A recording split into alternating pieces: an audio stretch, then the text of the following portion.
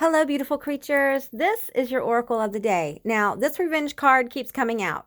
So, some of you need to be careful with who you are sharing secrets. Be aware of the energy that you are sending to other people. This person is angry and jealous of you for several reasons. This is someone at work who thinks you are undeserving of either a raise or promotion. This could actually be a boss.